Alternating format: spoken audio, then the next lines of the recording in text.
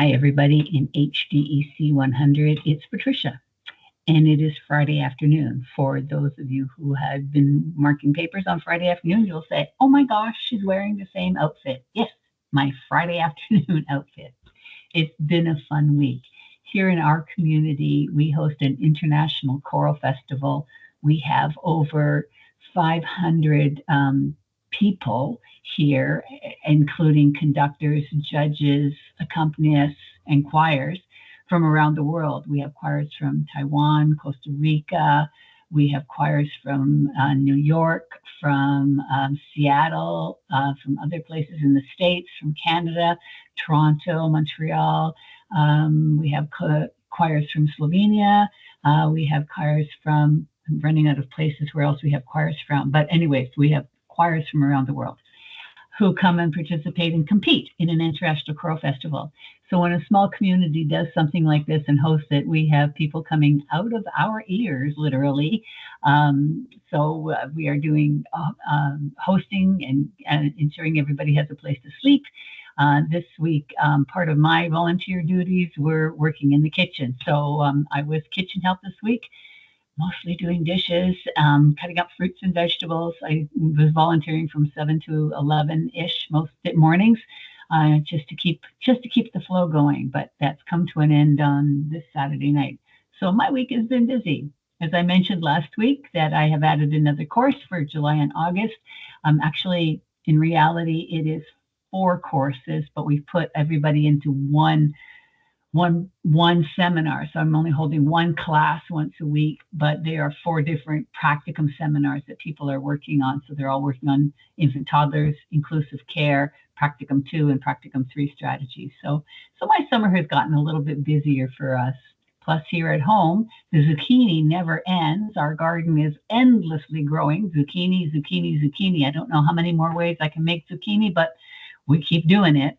And we're doing a bit of a renovation at home as well. So we have, so it's just summer and moving on. But we are in week 10 of this course. I can't believe how fast the time is flying. This week, our focus is, I'll pull it up so that you can read it as I'm talking about it. So this week, our focus is on annotated bibliographies, and we're looking at creating annotated bibliographies because some of your courses in Education Assistant and Early Childhood will be looking for this assignment. There will be a request for an annotated bibliography. And so this is the opportunity to play with what it looks like. And as some of you have found out, being brief and succinct is hard. To shorten it down, I thought with our digital presentations from last week that people would have got used to thinking smaller, but it's tough to do that. And your bumper stickers this week on critical thinking and critical reading really got at how challenging it is to be succinct. It's an art and not one I'm good at, but it is a challenge. So it's looking at here are 5 resources that work towards the topic that I'm going to be working on. You may or may not use those resources, and that's fine. It's just the learning process of putting together an annotated bibliography according to APA formatting styles. We are asking you to include it in your research essay, but it's different from references. So we want a reference list and an annotated bibliography. The reference list in an essay, an article review, or a small literature review are the preciseness, the exact things that are quoted and cited in the text of your formal paper. The annotated bibliography is just your collection of resources that you may have looked like, you may have read, you didn't read. There may be some things that are on your reference list that are on your annotated bibliography, and there may be some on your annotated bibliography that you ended up not using. It just enhanced your knowledge base of the topic. So that's the slight difference between a reference page and an annotated bibliography. This week on Monday, your digital presentations are due. There's been a number of them drifting in over the last few weeks. I am done as of today giving feedback on drafts. You've had 3 weeks to play with your digital presentations and your self-directed learning. So at any point, you could have submitted and given me, and I could have given feedback. But as of today, I think I'm done doing any feedback on your drafts. I'm going to close that box off because now everything comes to a submission. Now, if you don't like your mark or your comments on your submission and you want to keep playing with it until the end of term, you are more than welcome to do that. But I am stopping doing feedback on the digital presentations as of today. So the two things due next on Monday the 14th, your annotated bibliography is due. On July the 7th, your digital presentation is due.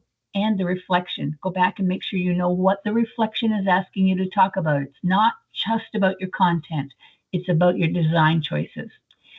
I hope that you're starting to work on deciding what you're going to do for either a research essay, an article review, or a small literature review. It's about academic writing. It's not about choosing the right thing here. It's choosing the thing that is going to let you practice as much academic writing as possible. I will not be reading any drafts for your final essay or your final review or your final literature review.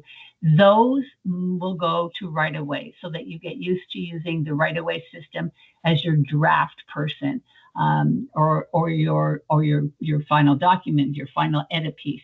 So it will be right away, and they close on August the 8th.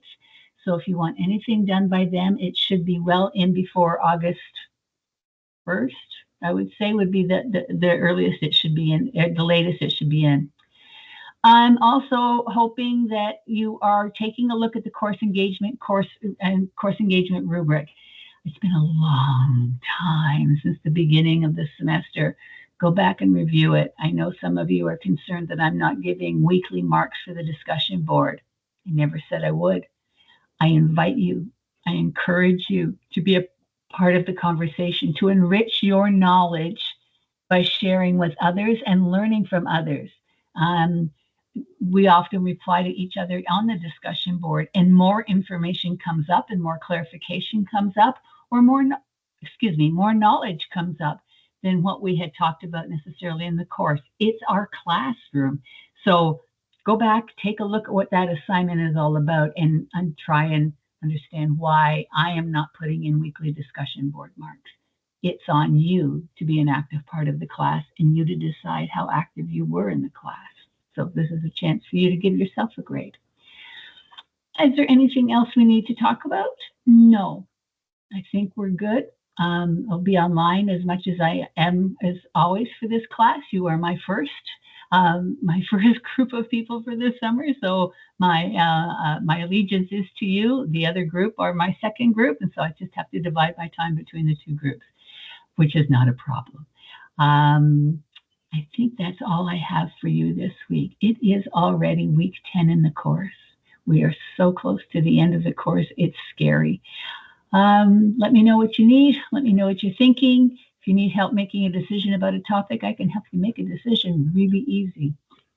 Other than that, I think that's all we need for this week in terms of annotated bibliographies. Read about them in the assignment section and get an idea about what they are and how condensed they are. I don't want long essays. I know some of you are challenged thinking, oh, if I could just go on to another, more sentences. The idea is to be succinct and brief. I don't want an essay about each one. I just want the key points about an annotated bibliography. Wow. Thanks, everybody. See you online.